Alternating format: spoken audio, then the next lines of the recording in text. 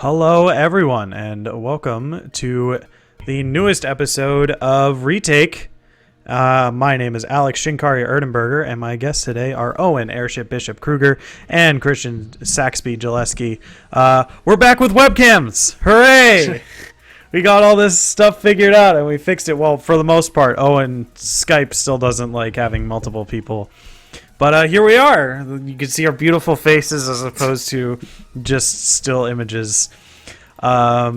Today, we're going to be talking about 2 weeks of LCS playoffs. We're going to be talking about NA and EU. We're going to be talking about quarters. We're going to be talking about semis. We're going to make some predictions about the third place match and as well as the first place match later on.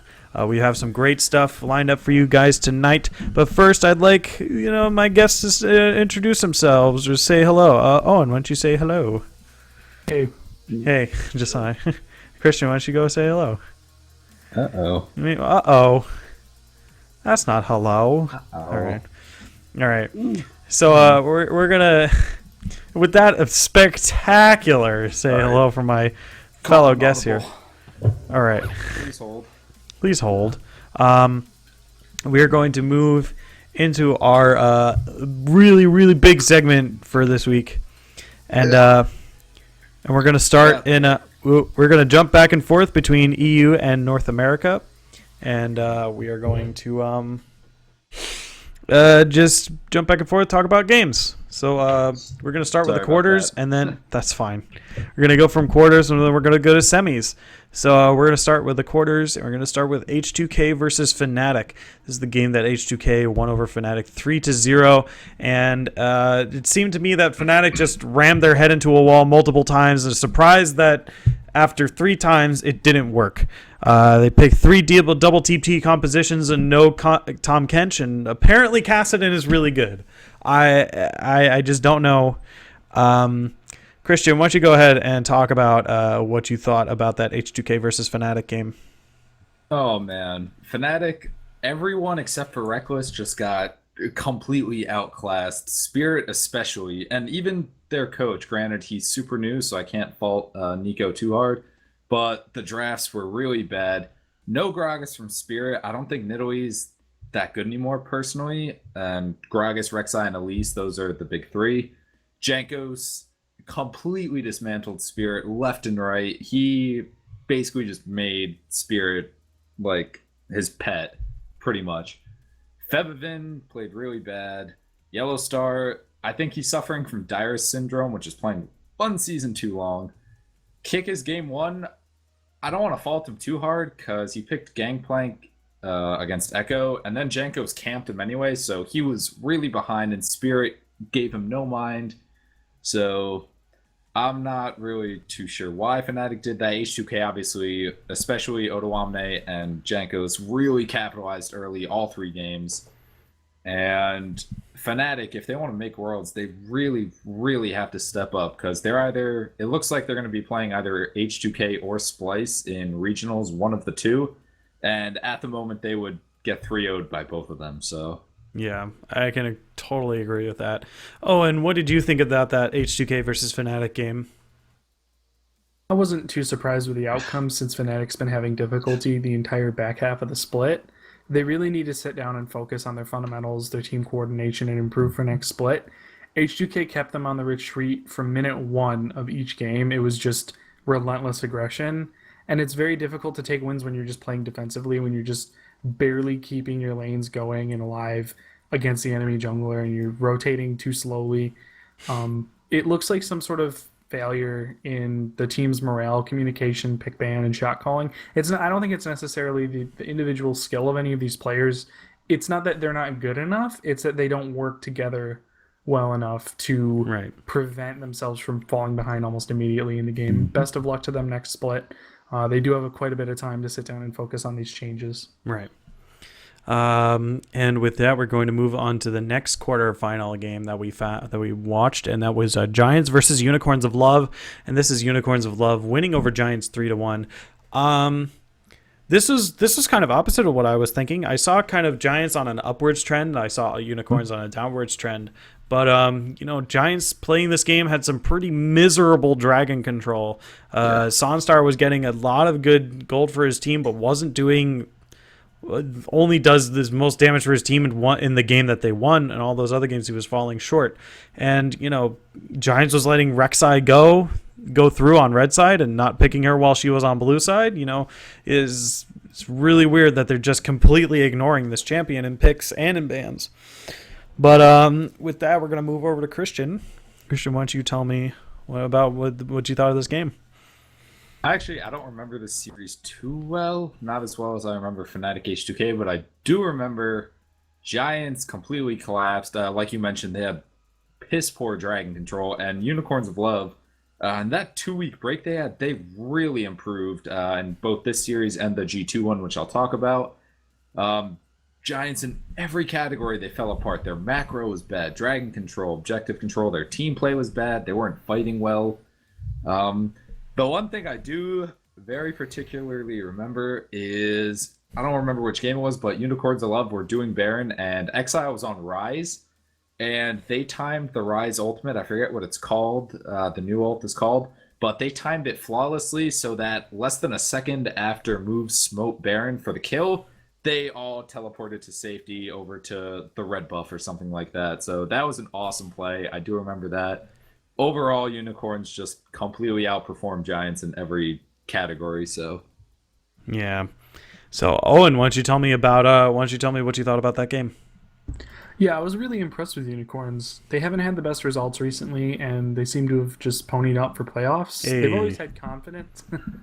Can't forget the puns. They've always had confidence in their players, right? They've always had this weird playstyle where they will willingly pick these weird things or risky picks. Like we saw them, I think they played Shaco a couple splits back. Yep. Didn't Chachi play Poppy? Like old Poppy? Yeah. Like once or Yeah, twice? Yeah, we did see that. That was like season 3 or season 4. Work. Yeah.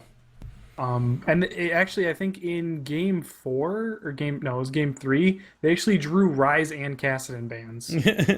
So, I mean, it's just, shout out to them for breaking the meta a bit and moving away from just, haha, we picked Talia. Yeah, get wrecked.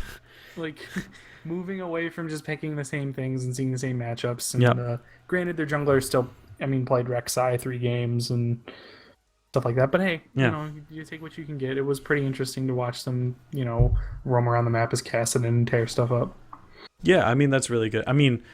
The point I get, I will be the fan, the most diehard fan of whichever team picks support Jarvan. I'm telling you, he's a sleeper pick. He's really good. Okay, he's like better than Leona. Okay. All right. On J4 lane though. With that, we're gonna move on to our next quarterfinal match to talk about. We're gonna talk about Cloud9 versus Team Envious, and Cloud9 won over Team Envious 3-1. And this was an absolute stomp. And I was expecting something a little bit more close, but Meteos with the BM sword, like, oh my lord. Okay, this was just not even fair to watch. Of course, Envious got one game, and I'll give them that. But the games where Cloud9 won, they just stomped them into the ground. Like that fourth game was just, oh my god, just an absolute slaughter. But Christian, why don't you tell me what you thought about that game? Actually, this is the one series I didn't watch in the past 2 weeks, but I'll chime in as best I can. I did watch the highlights and I saw the pick bans and stuff.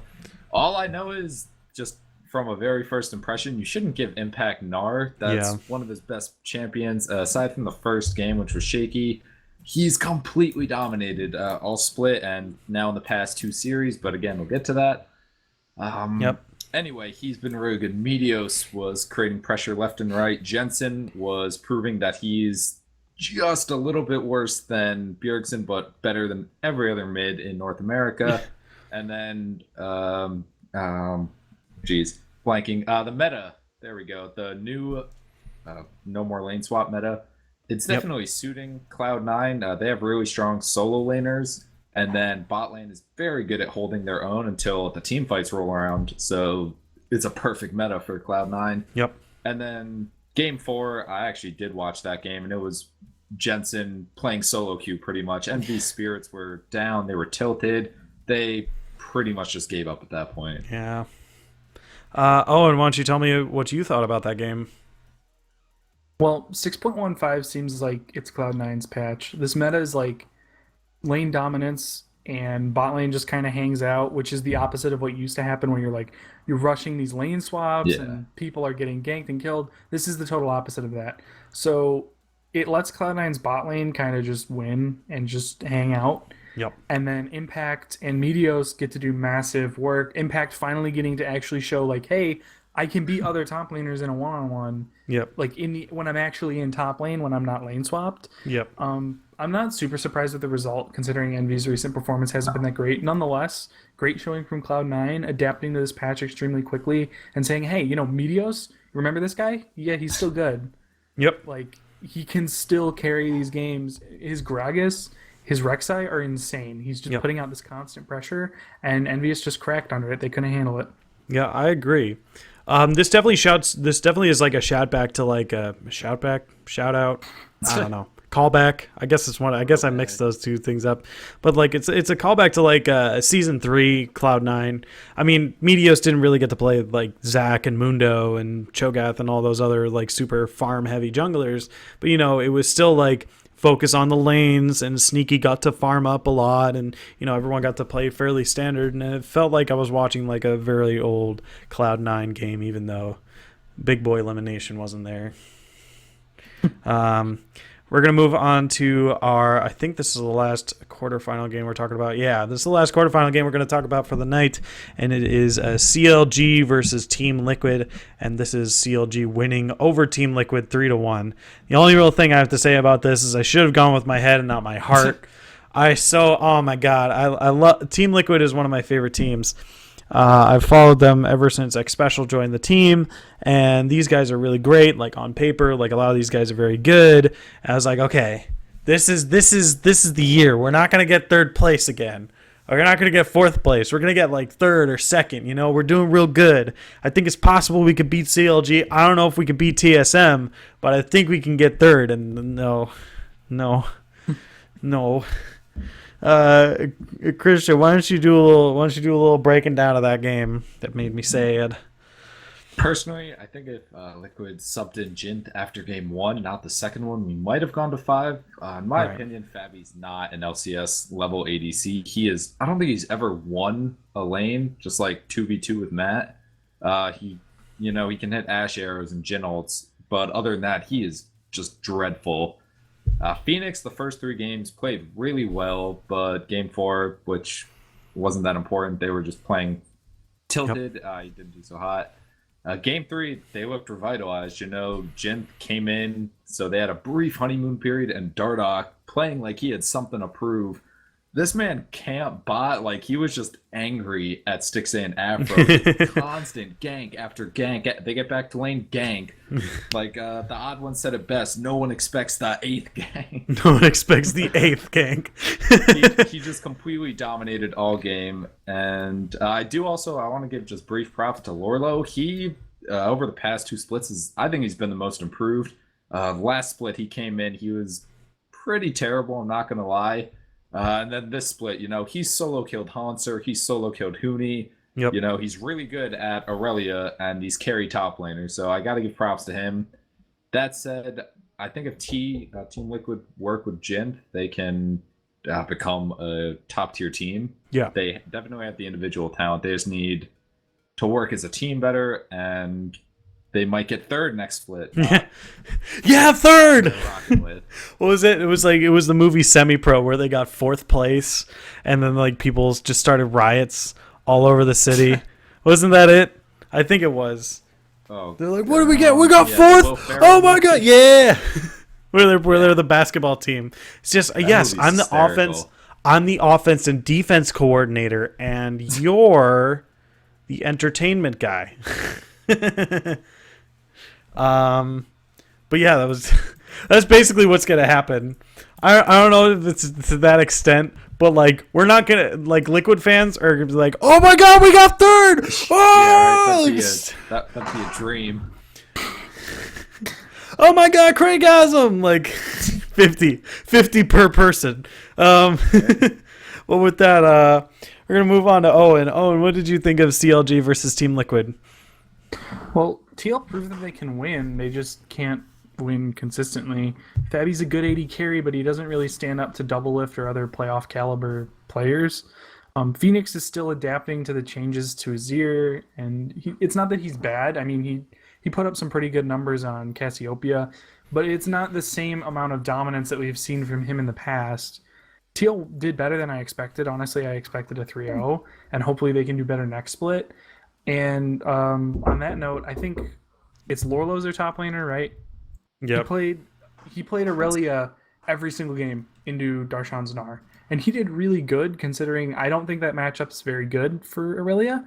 And he managed to either go even or win in 3 of the games, which was pretty impressive because that is a very, very like finely tuned. Like if you make even small mistakes as Aurelia, after Gnar has his frozen mallet, he will just run you down the lane and kill you. Yeah. So I think that Team Liquid has the pieces of what can be a good team here, but for some reason it's just not meshing together. Right.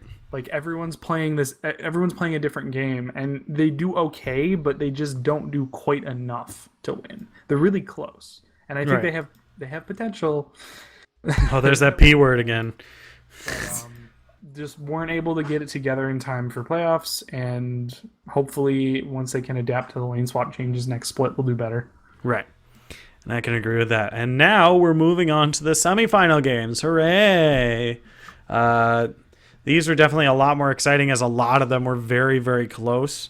We're going to start with H2K versus Splice, and this is Splice winning. Splice wins over H2K 3-2, and Splice definitely proving how powerful Gnar and Gragas are. They played them every single game in this match. Like super, and I guess I must have missed something, or just like EU is just super weird, but like, or Senkux just has the weirdest champion pool on the planet, but he just got Kassadin and Aurelion Sol banned every game, just every Kassadin and Aurelion Sol. Like those are the two. Like if I was gonna ban for a mid laner, I'd be like, okay, we don't want him to have Lissandra, don't want him to have LeBlanc. You know, maybe we don't want him to have like Victor or Vladimir. No, Aurelion Sol and Kassadin. And it's just really weird, and it's odd to me because I was like, you know what? Maybe I'm just missing something. And I looked up stats on Kassadin, and the best person, and I looked up Aurelion Sol too, and it seems like there's only one person who can play Aurelion Sol really well, and it's Fly from KT Rolster. And everyone else has like a 50% win rate or like worse. And then I looked up Kassadin, and Kassadin has like so many few picks, but he has so many bans. And and then I looked at like probuilds.net to see like maybe if he was picking it a lot in solo queue, but I couldn't find that. And I was just like, what is he doing? Is he just like massacring people in solo queue and Kassadin? And people are just I don't know. I just don't know. But we're gonna go to Christian. Christian, why don't you tell me about what you thought about this game? Will do. First of all, can we just all agree that the Saturday when we had H2K versus Splice, that was the best day of League ever. We had Rocks versus KT in the morning. Yep. That went to 5. H2K versus Splice, that went to 5. Then Cloud9 versus Immortals went to 5. Probably one of the best days of professional League of Legends I had the pleasure to watch. Yeah. Anyway, back to the series. If you missed it, Gnar is really broken, and you shouldn't let Wonder play him. That was the gist of this series, and Wonder definitely made a case for himself as the best top laner in Europe. However, I do want to see how he performs on champions not named Gnar, because he did play Gnar all 5 games. Yeah. Along with Trashy playing Gragas all 5 games. So let's see next week how he does. Anyway, H2K, they proved once again that they can get ahead, and then they leave gaping holes in the mid lane for teams to come back. And Splice is really good in the mid game. They have really good 1-3-1, good like team fighting in the mid game, and anytime they were behind, they could just rope themselves back in. And H2K, they pulled a page out of Fnatic's playbook and had really bad drafts. They picked Odoamne's Gangplank into Wonders Gnar, not once, not twice, but 3 entire times. Like that's just a rookie mistake, honestly. Didn't he win actually one of them? Didn't they win one time? They won the first game they played, and then the next 2 he just lost outright. Splice, just quite frankly, they played better and they showed they're at least the second best team in Europe. Yeah, I can agree with that. Owen, why don't you tell us what you thought about that game? Frozen Mallet, please remove this item from the game. Just stop.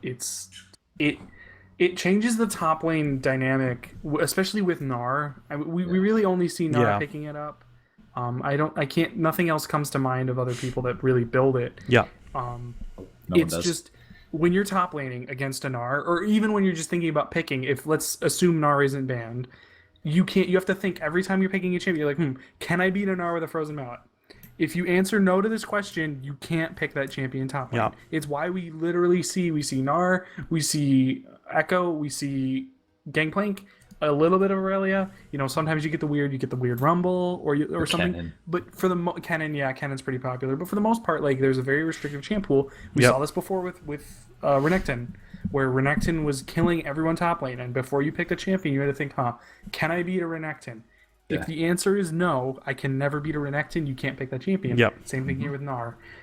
Something really needs to be done. I really hope something is done before Worlds, because if the Koreans get to Worlds with this, they're just going to destroy everyone. Yes. Because they've always been the best in the macro game. They've been the best in the pick ban phase.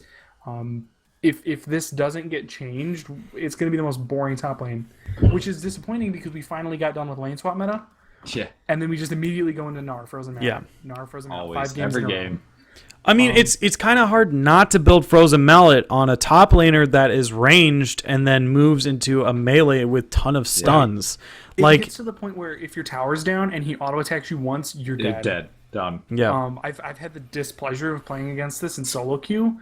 It's completely oppressive. You can't do anything about it. It's overloaded with stats too. Like you get AD. Granted, it's not a huge amount of AD. I think it's like 40. It's like AD health and then the slow, right? Like a ton of health and the slow. So when you combine that with a Black Cleaver, the amount of stats you're getting from those 2 items, you're unkillable. You have a ton of AD, you have a ton of cooldown reduction, and you can stick on people like nothing else. Yeah. It just turns Gnar from being good into being an absolute monster. Yep. Yeah.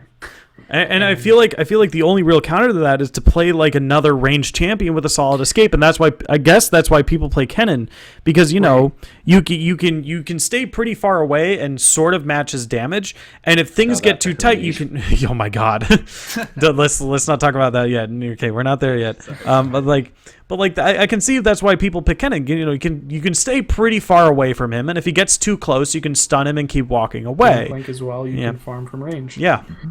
But I totally agree with you. I was thinking about what could be done about Gnar, right? And we already have kind of the nerf to. Well, I don't think we need to nerf Gnar. I agree with Owen, and I think that hammer. I think the problem is definitely the Frozen Mallet. You need to do something to it, but that's a discussion for another time. We don't need to derail right here. We're gonna get back on track, and we're gonna move on to our other semifinal game from EU. We're gonna talk about G2 versus Unicorns of Love. This is the game where G2 won over Unicorns of Love 3-1, and this is no real surprises here for me at least. Unicorns of Love, once again they weren't showing their best. And they have been, their strategy is to pick weird stuff, and hopefully they'd be able to pick around there because no one really expects them. But G2 is the number 1 in EU, and I really don't think that they got there on a fluke. They're very good. They're very good players, and everyone works together very, very well. And G2 is just a very solid team, and Unicorns of Love have been a little bit shaky. They were just better than Giants. But Christian, why don't you tell me what you thought about this game? Well, Exile, first of all, I know he's on Unicorns, but he's definitely making, an argument for the best mid in EU. He beat Perks, just 1v1, he beat Perks. Yep. I don't think anyone can argue that. A week ago, he beat Knight, and Fevivin looks really bad right now, so I'm not going to consider him. Who does that leave? Exile. Yeah. Anyway, G2 is just, they're the better team. Sven and Mithy, proved once again they're the best bot lane in probably the West. Definitely in EU. They just can't be matched 2v2. I think the series, it should have been a 3-0. Game 2 was kind of a fluke. Mithy played really, really bad, and then Exile got ahead on Kassadin and snowballed. Yeah. And if Kassadin gets ahead, the game's over. That's kind of why he has a really weak laning phase. Yep. And then they had a Shen there too, so that just helps even further. Otherwise, G2, they just proved they're the best team in EU, especially Game 4, which was probably part Unicorn Spirit being down, and otherwise, it was just embarrassing what they did to Chachi. Trick just camped. This man set up he built a cabin top lane. It wasn't just a tent. And then Sven and Mithy, over and over again, they just killed Veritas and Hyosang. So yeah, I don't know what else to say. G2 is just the better team, and they showed that. He built a cabin, got an emergency preparedness merit badge guy to come up. Yeah, exactly. Owen, why don't you tell me what you think about that game? Yeah, I agree pretty much that G2 was the better team, and they showed it. There wasn't really a whole lot that UOL could do to get an advantage in those games. They kind of just dragged out a bit long. It was almost winning, but not quite able to get that advantage, right? And then losing. I'm glad that they showed G2's not invincible before they got knocked out. UOL still adapting to lane swap changes. This is something that's affecting a lot of teams. So, all in all, I think UOL put up a good fight. And the games were fairly interesting to watch, with the exception of Game 4. Game 2, I really enjoyed watching Kassadin go off. Yep. And this is why he gets banned, because he's this X factor. He's chaotic. You lose lane, but then if you manage to get down to bot lane and snag a couple kills, all of a sudden you're running around one-shotting people. Yep. And you can't get tied down. He's so mobile. But then again, if you fall behind, you're basically a glorified range creep, and you can't go in. Yep. Pretty much, so this really feast or famine assassin-y thing, which is interesting to watch, especially in volatile matchups. Mm-hmm. So I'm proud that UOL got as far as they did, but unfortunately, this is where the ride ends for them. You could say this was the last unicorn. Yeah. I don't know.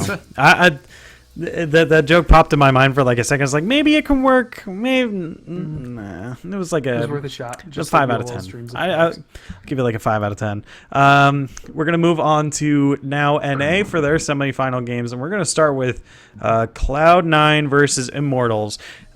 This was the astounding game where Cloud9 won over Immortals 3-2. And this game was a lot closer than C9's previous game. And you know what? I was totally not expecting this. I thought that Cloud9 had a chance to beat Immortals, but I still would have given the edge to Immortals. Yeah. Because they have been showing a lot better performance throughout the main split. But, one of the reason I said this matchup was going to be a little bit more even was because Immortals have shown that they don't really adapt to huge meta changes very well. We have the famous line of, "Oh, we didn't get a proper read on the meta," and this kind of shined through here because we have Huni coming into the top lane, and he just didn't play a single tank. He didn't play Gnar one game. He played Riven, he played Rumble, he played Gangplank, and he played Kennen. 4 different champions, right? And Lissandra. And Lissandra, you're right. He played 5 different champions over the 5 games. And, a few of those I've just scratched my head. I know he's a good Rumble player, right? But Riven? And how is Riven supposed to be what we were talking about before? How is Riven supposed to beat a Frozen Mallet, a Gnar? At all? Is that even a competition? You hop onto Gnar and then Gnar jumps away and he starts hitting you with the boomerang and he keeps laughing at you. Yeah.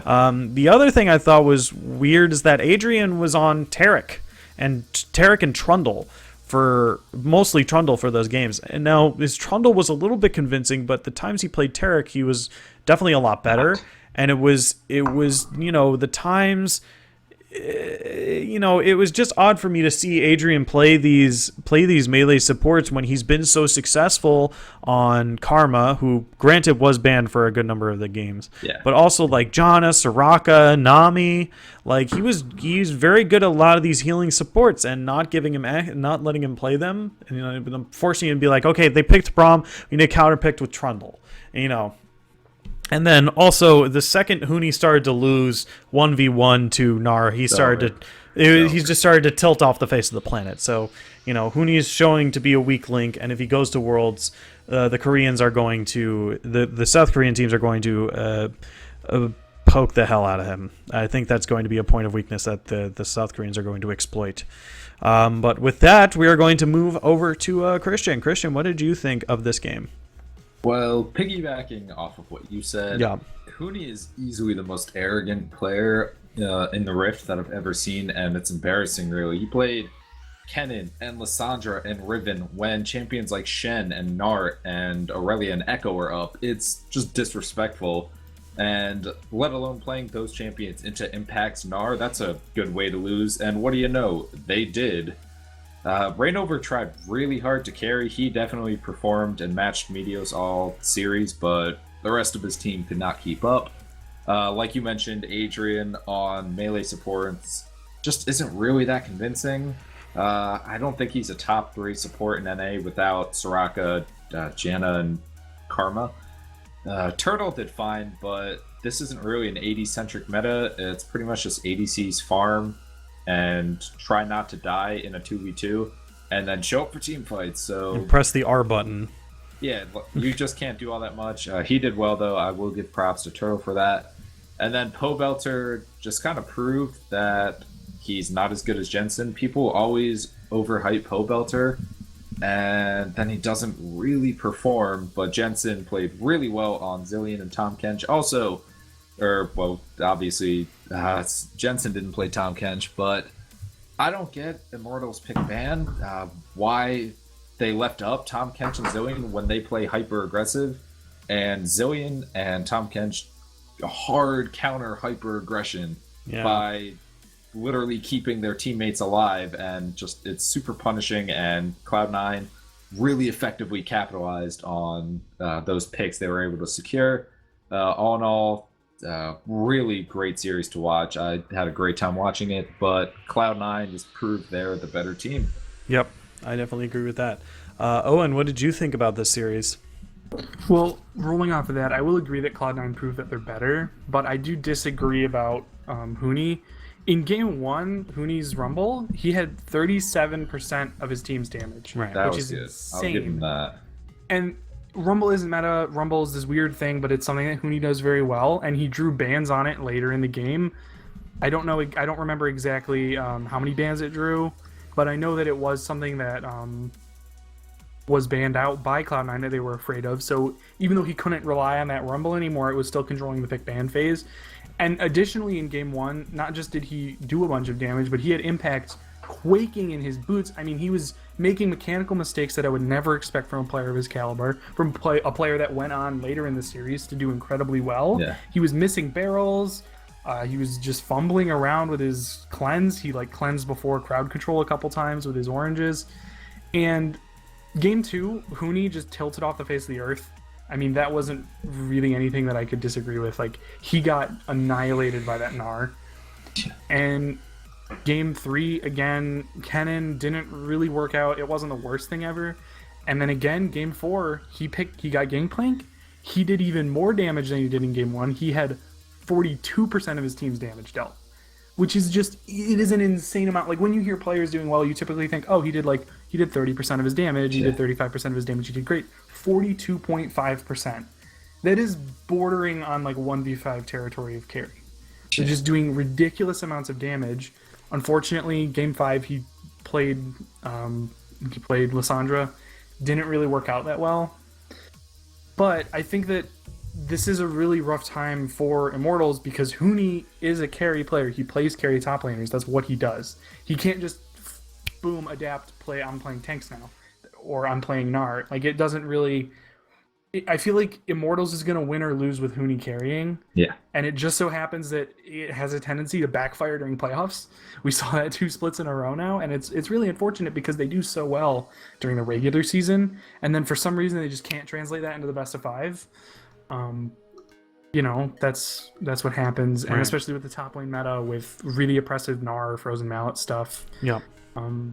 Cloud9 did well too. Not to say that Immortals lost this game. It was more of Cloud9 winning it.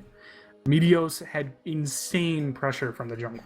Right. It was just every minute you're like, oh, what's Meteos doing now? He's jumping over the wraiths at level 3 to attack Rainover, and he gets killed. And then he comes back and goes like 7-1 and 11. It's just stuff like that where with these crazy just aggression from Cloud9, their tempo is picked up so much from what we saw earlier in the split, especially with these lane swap changes, where they can actually run a bot lane now. Yep. I'm really excited to see how they do at Worlds. Yeah, I agree with all that. But with that, we're going to move into our last semifinal game. We're going to be talking about TSM versus CLG, the good old-fashioned SmackDown. TSM gets a win over CLG 3-0. And like I said, a good old-fashioned SmackDown. Aurelion Sol was taken away due to a visual bug that was causing TSM to make mistakes, and CLG fans everywhere cried out, "Conspiracy! Oh, Riot, you hate CLG but love TSM, so ban away, immediately disable their Huhi's best champion or whatever, one trick pony, whatever, and then now we lose because of it." But I still think that CLG would have lost even with Aurelion Sol. Yeah. The champion itself doesn't have an impressive track record, like I said before, unless your name is Fly and you play for KT. He played it twice, and he won only once with that pick.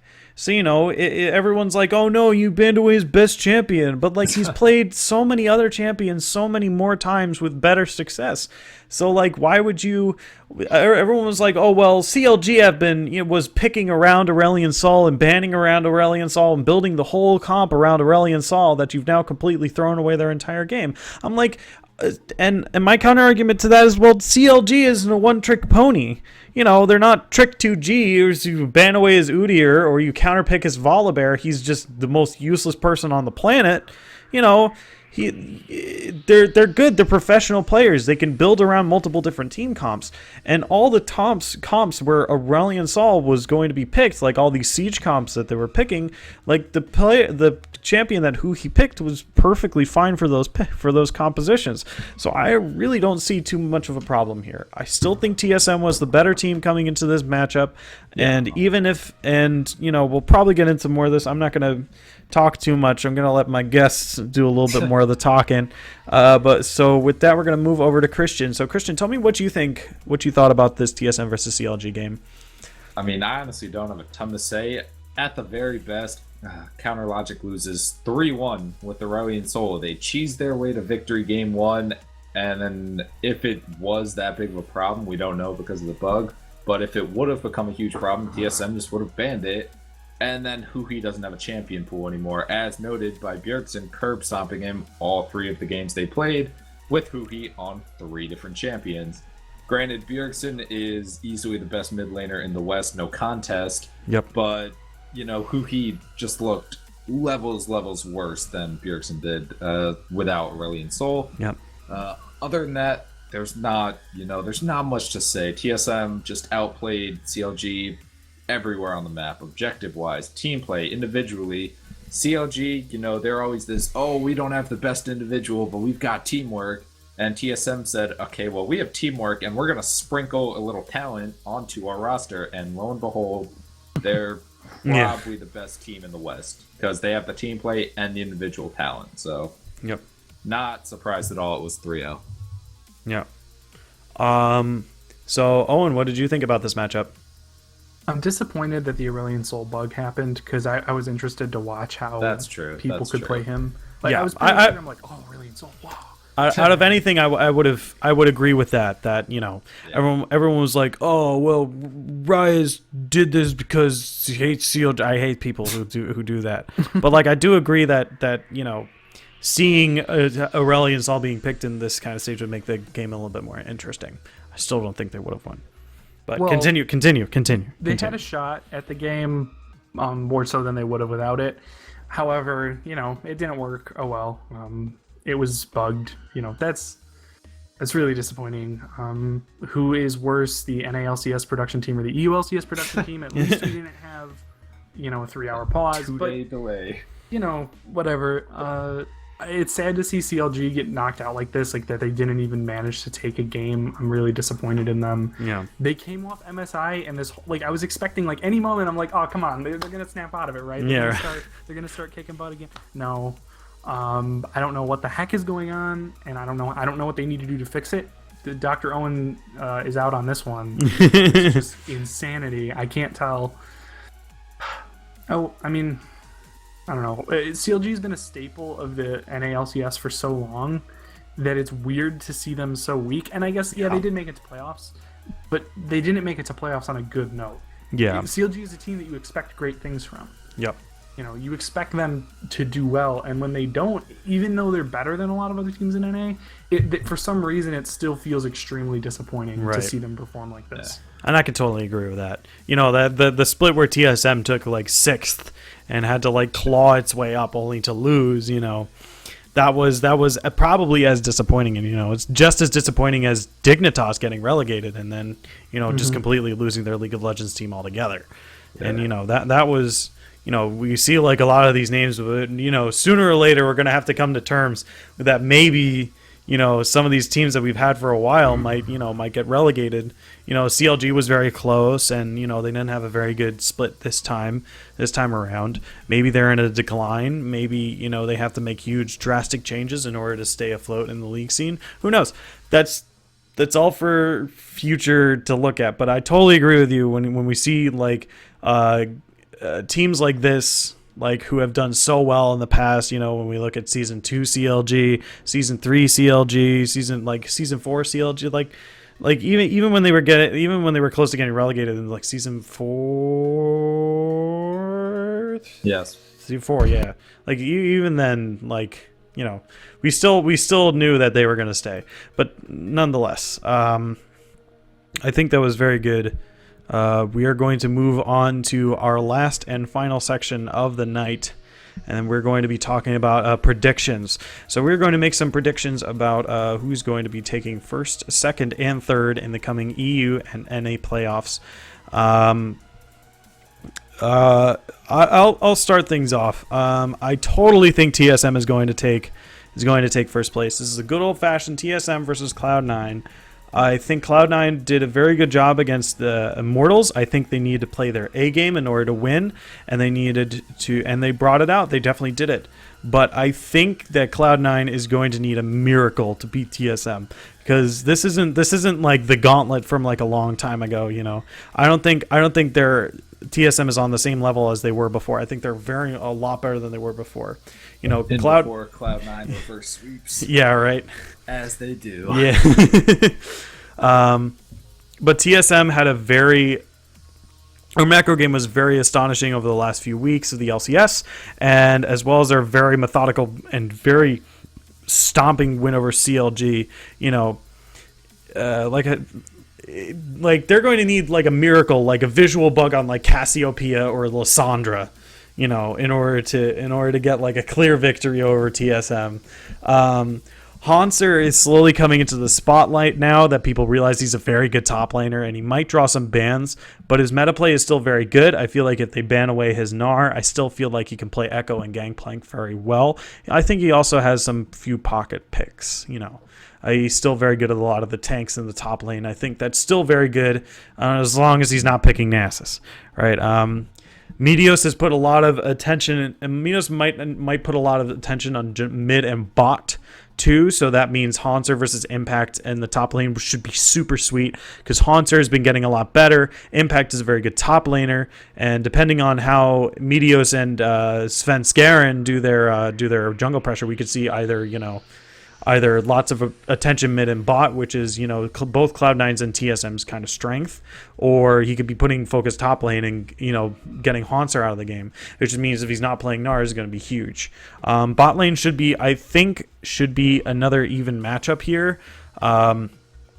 It should come down to like perfect picks and or bans and how the jungle pressure works out now that we're back in standard lanes.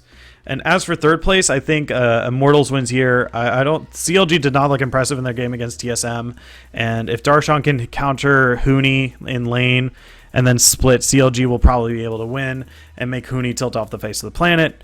If Afromoo and 6A can make a Wild Turtle make bad decisions and force Adrian onto a support that can't save him, they can kill him every single time, and these can be their avenues to victory. Pobelter versus Huhi should be interesting, but I think the thing I'm looking forward to the most is the casters getting mixed up between Huhi and Huni the most in that matchup. Why, Christian, why don't you tell me about your final matches? Actually, I didn't talk about EU. Hold on. I'll very quickly, because I was going to move to Christian. I forgot about this when I was writing down stuff earlier, so this is my fault. I think G2 wins over Splice, and I think H2K wins over Unicorns. That's my prediction. I would love to say more, but I've taken up too much time. I would like to move over to my guests now so they have time to speak. Christian, go ahead.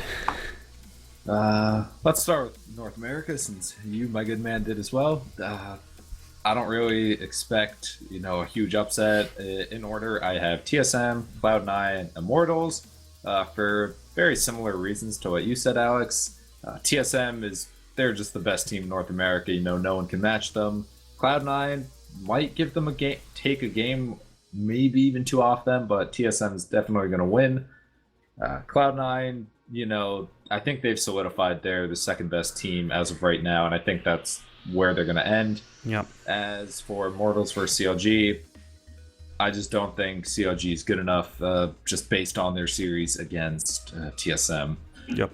Over in Europe, in order, G2, Splice, H2K. G2, very similar to TSM, they've just dominated their region all split. I don't really see a reason for that to stop. Unless Senkux can obliterate Perks, I think that's the only window, really, that Splice has to win. But otherwise, G2 is just a little bit better than Splice.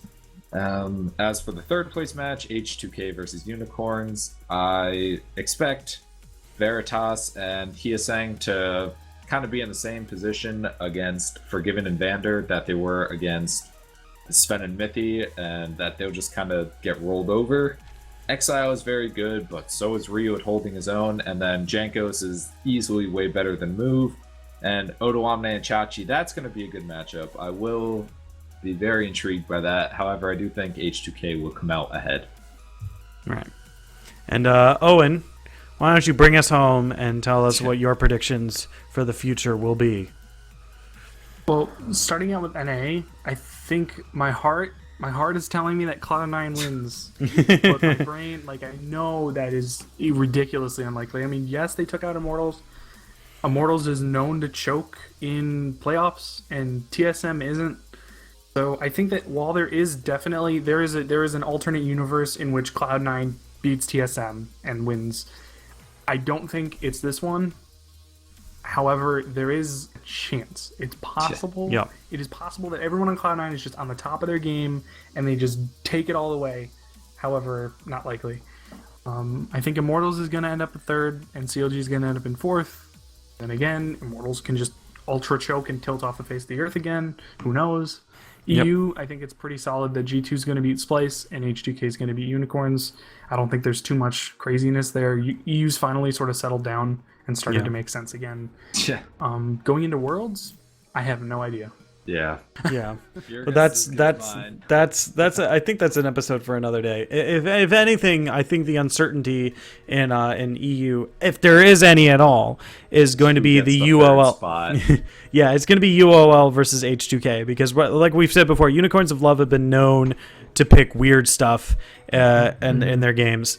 So if anything happens, it's going to be that. So with that, I think we can call it an episode. What do you guys think? Yeah. Well, it doesn't matter what you guys think because I'm ending the episode. It was all a ruse. And with that does it for today. I'd like to thank my guests, Christian and Owen, for joining me today. If you liked our show, please make sure to follow us on Twitch. Find us on Facebook, Twitter, and YouTube in the links below. From all of us here at EGF, thanks for watching. You can join us next Monday at 9:30. And thanks for watching. My name is Alex Shinkari Erdenberger, and I'll catch you guys next time. Bye-bye.